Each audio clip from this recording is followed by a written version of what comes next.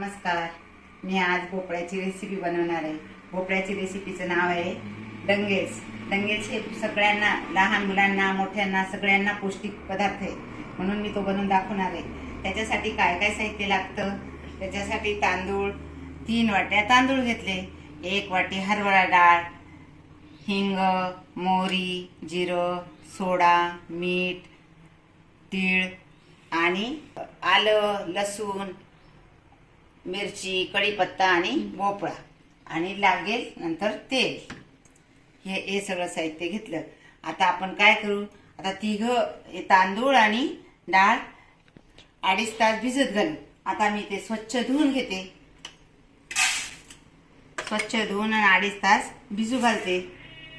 मग 2.5 तासानंतर ती दळायला घेईल. आता ही वेगळी आणि हे वेगळं टाकायचं असतं. आता तांदूळ स्वच्छ धुवून घेते.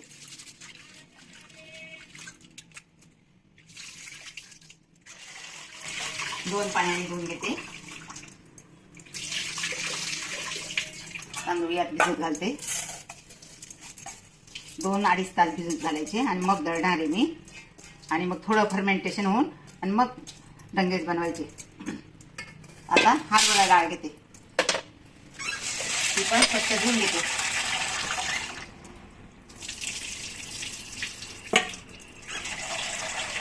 ती पण 2 पाण्याने स्वच्छ धुवून घेते मी. आपण याच्यात भिजत घालू. आता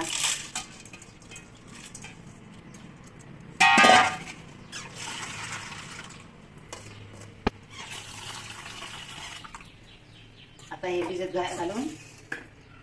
घालून ठेवू. आपण हे झाकून ठेवू.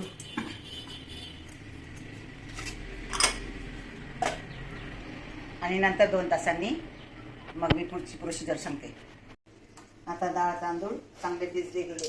2-2.5 तास झाले. आपण आता मिक्सरमध्ये दळून घेऊ. पाणी नितरून दळून घेऊ. डाळ पण छान फुललेली. आपण आता मिक्सरमध्ये दळून घेऊ. मिक्सरमध्ये दळताना थोडंसं जाडसर दळायचं, जास्त बारीक नाही करायची. पाणी नाही टाकायचं. दोघं एकत्र दळून घेऊ.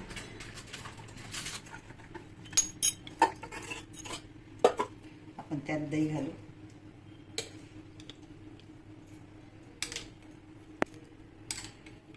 पाणी अजिबात नाही घालायचं, कारण भोपळ्यालाच पाणी जास्त सुटतं.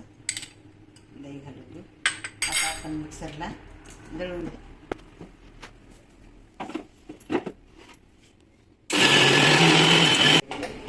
आता आपण भांड्यात काढून घेऊ.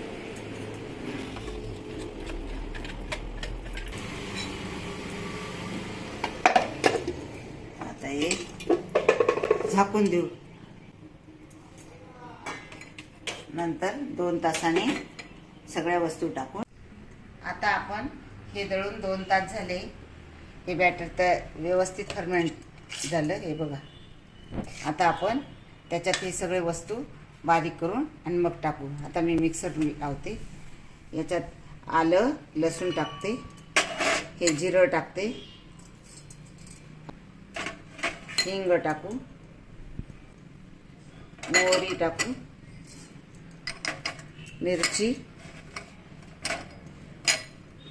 टाकू. कढीपत्ता टाकू. आपण हे दळू. मिक्सरमध्ये दळून.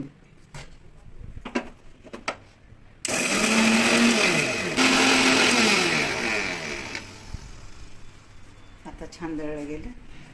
आपण याच्यात मिक्स करू.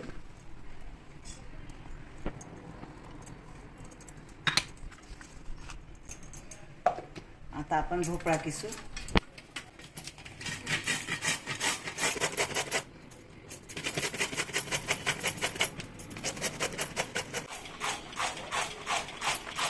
आपण आता भोपळा पूर्ण किसून घेऊ.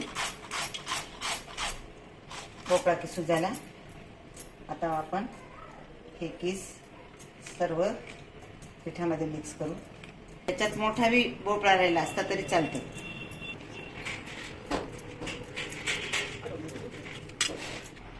आपण आता गॅस पेटवून देऊ, रवा टाकत राहील आणि हे मिक्स करायचे. आता याच्यात मीठ राहिले टाकायचं. याच्यात हळद पण टाकली तर चालते. त्याला लागली त्याने टाकायची, मीठ टाकलेली नाही.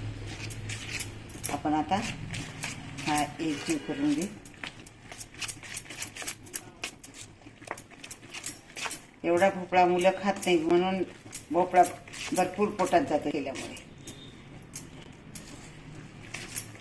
भोपळा हा शरीराला फार उपयोगी आहे. भोपळ्यामुळे कोलेस्ट्रॉल कमी होतो शरीरातला आणि पौष्टिक पण आहे भोपळा. आता चांगलं हे झालं. आता आपण सोडा टाकू.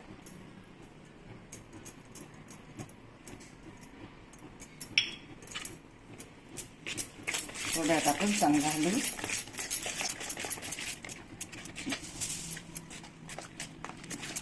चांगलं हलवलं. आता आपण तेल टाकू.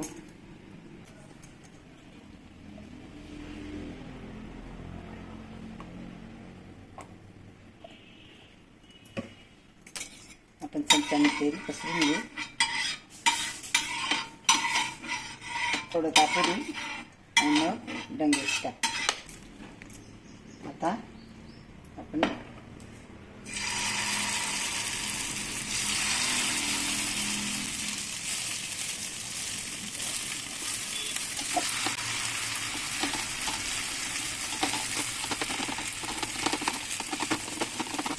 आपण याच्यावर तीळ घालू.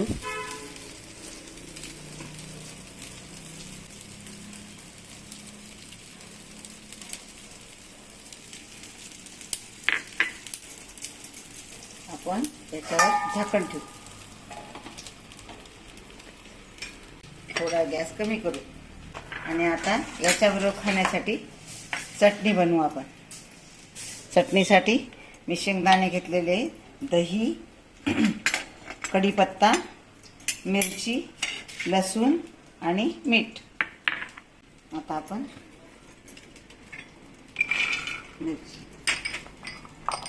मिरची टाकू. कढीपत्ता घालू. भरपूर कढीपत्ता घालायचा. कढीपत्त्याचे खूप चव छान येते. लसूण घालू. चवीसाठी मीठ पण घालू.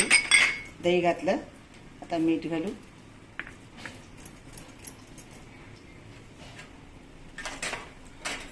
थोडी साखर घालू.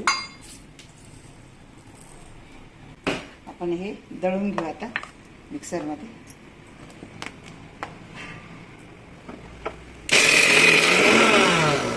थोडं पाणी घालू.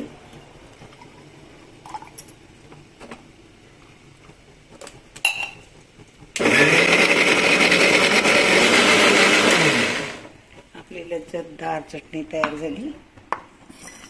आपण ती चटणी एका बाउलमध्ये काढून घेऊ.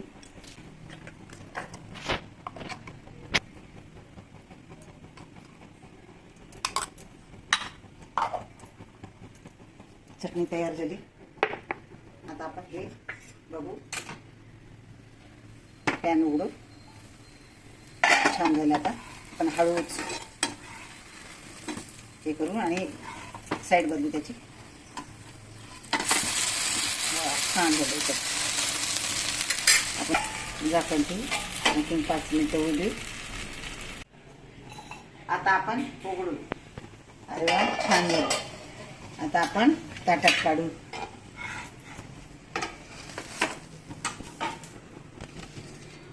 आणि हे एकदा खाल्लं तर पुन्हा करावीशी इच्छा होईल, असं सर्वांना आवडेल.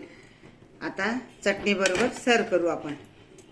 चटणी पातळ करायची असेल तर पातळ करायची, घट्ट करायची तर घट्ट करायची, ज्याला जशी आवडेल तशी त्याप्रमाणे करायची. माझा व्हिडिओ आवडला असेल तर लाईक करा, सबस्क्राईब करा, शेअर करा आणि पुन्हा दुसऱ्या रेसिपी बरोबर आपण भेटू.